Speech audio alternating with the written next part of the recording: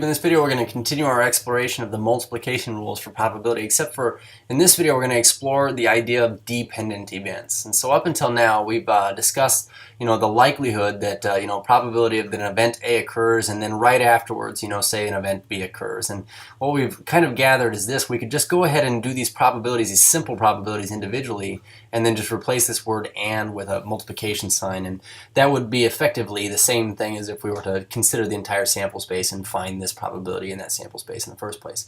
But up until now also, we've considered that whatever happens first does not affect the probability of the second thing occurring. So what we're going to do now is we're going to consider dependent events. And this is just what it says it is two events.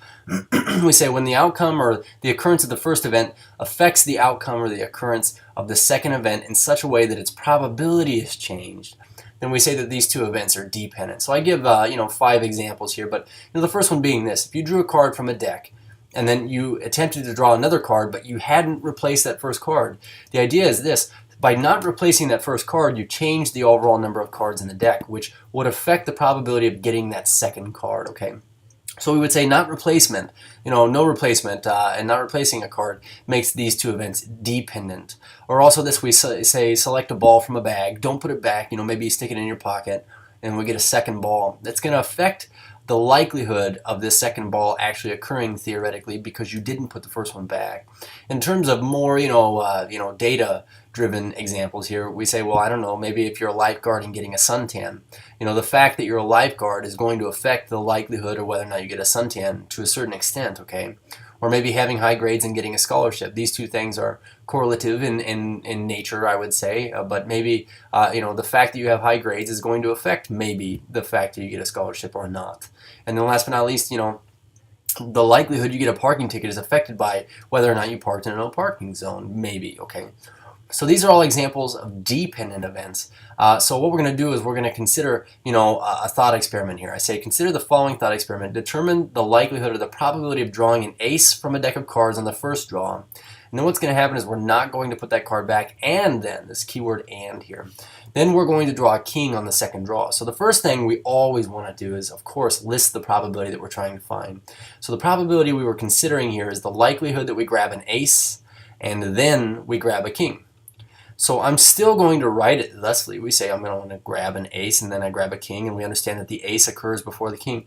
But the idea is that by not replacing that card, it's going to change our probabilities. So the first thing I want to do is recognize that that word "and," we can change it to a multiply sign. We'll talk about the symbolic way of representing this in a minute. But for now we say, well, the likelihood that I grab an ace is a 4 in 52 chance. There are 4 aces out of 52 total cards. But then I say, well, what's the likelihood we grab a king? Well, now here's the thing. I did not put that ace back. So I still have 4 kings in the deck. That is not changed. It's unchanged. But we say that there are only 51 cards remaining in the deck. And so you can see how this probability here was affected by the fact that this had occurred first. Okay. So let's go ahead and figure this out, by the way. We say 4 50-seconds. 4 goes into itself once, and 4 goes into 52 13 times. So we have 1 in 13 chance, and then 4 out of 51, those share no common factors. So we get a 1 times 4 on top is a 4.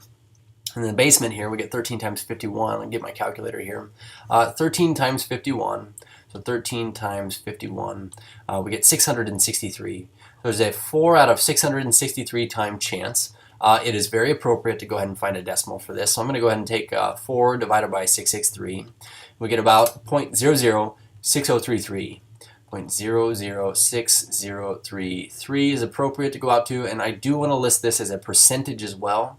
So we'd say it's approximately a 0.6033 for every 100 tries of this experiment chance, or percent chance. So not very good chance that you grab an ace and then a king.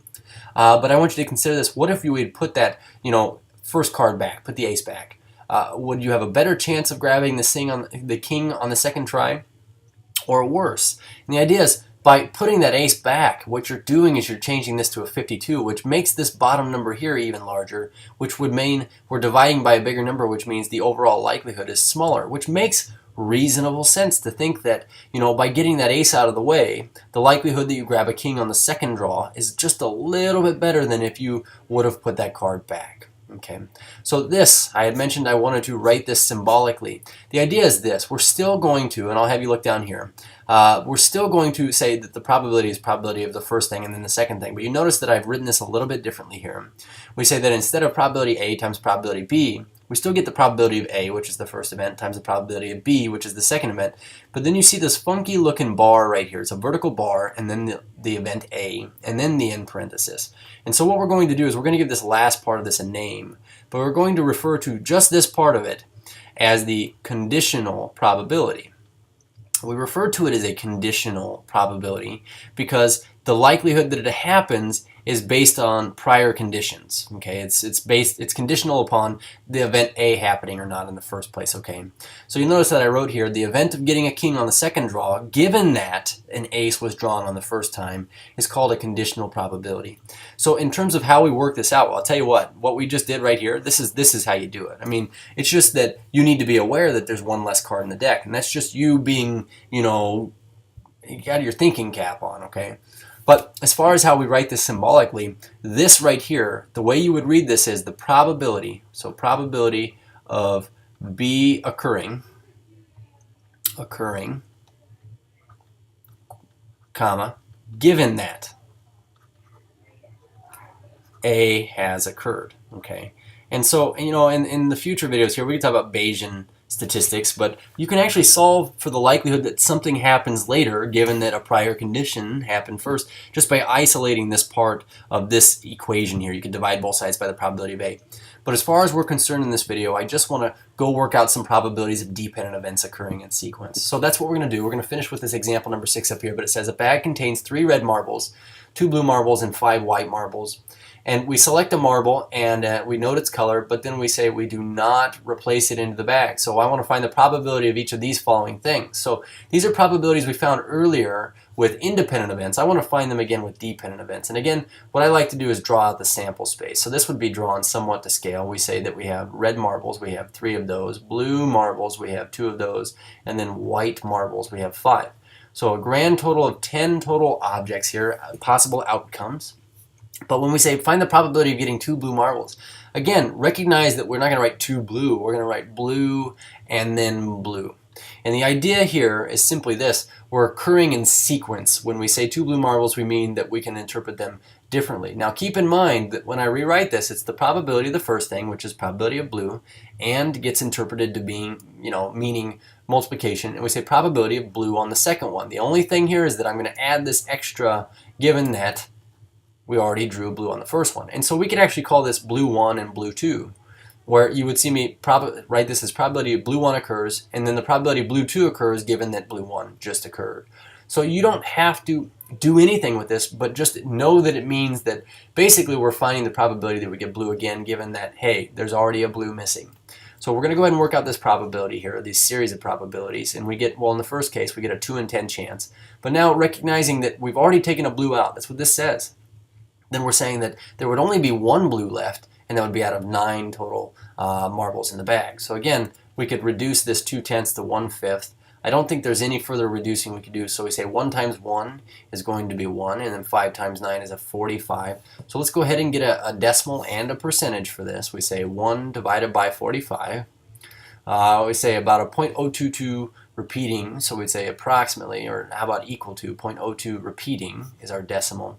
And then if we wrote this as a percentage, we'd say that moving this decimal twice to the right, we essentially, here we go, we have a 2.22% chance of this happening. Okay, so a little bit better than the last time we did this independently because we got a blue out of the way. Okay, so it's a little bit better chance of grabbing a blue on the second one. So now, how likely is it that we grab a blue and then a white? So again, let's go ahead and write the probability we're trying to find. Probability blue, I'm getting ahead of myself here, blue and white.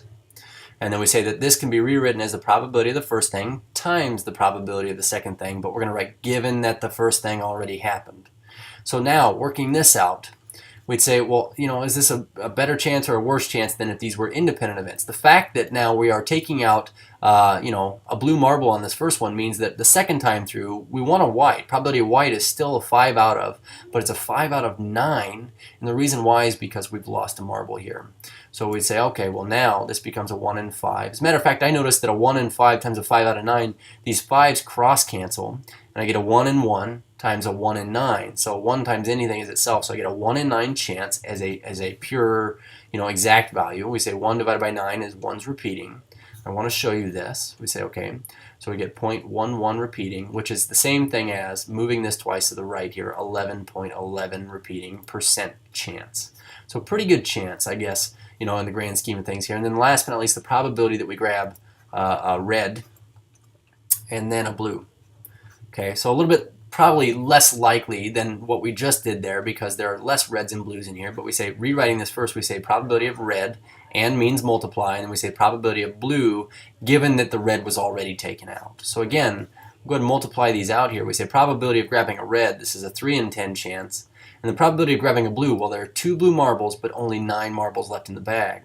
So we say, okay, so let's do some reduction here if we can. I notice that this 3 and this 9 can cross-reduce. 3 goes into itself once, of course, and then into 9 thrice. And we say, okay, well, 2 and 10. 2 goes into itself once, and into 10 5 times. So we get a 1 times 1 on top here, so 1, and then 5 times 3 in the basement. So again, let's go ahead and get a decimal for this because it is entirely appropriate. But we say 1 divided by 15 is a 0.06 repeating. So we say 0.06 repeating, which is the same thing as 6 and, see I'm getting this here, but a 6 and 2/3-ish% chance of occurring.